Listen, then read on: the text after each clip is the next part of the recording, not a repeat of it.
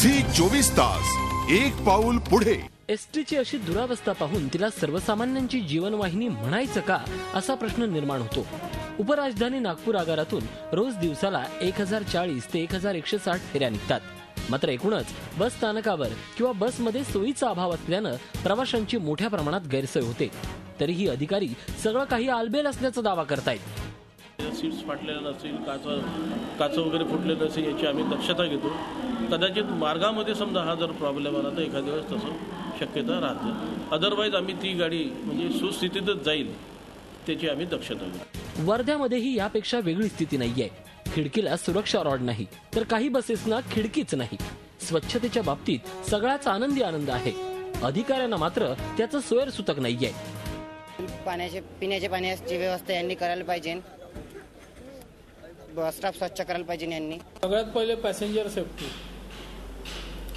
सेफ्टीच्या हिशोबाने मेंटेनन्स, त्याच्यानंतर ड्रायव्हर्स लोकांना वेळोवेळी ट्रेनिंग दिले जातात।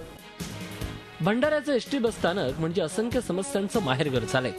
अव्यवस्था, कचरा आणि अतिक्रमणाच्या विळख्यात एसटी स्टँड अडकलाय।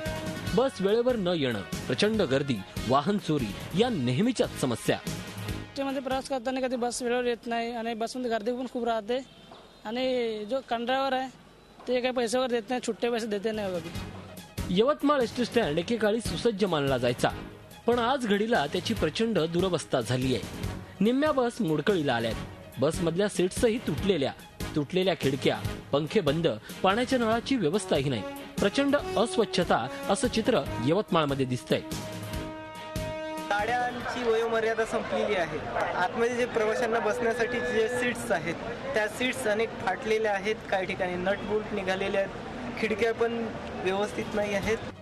विदर्भातल्या विविध ठिकाणचं हे दृश्य पाहिल्यानंतर सुरक्षित प्रवास हे एसटीचं ब्रीदवाक्य योग्य आहे का हा विचार एसटीनं करणं गरजेचं आहे।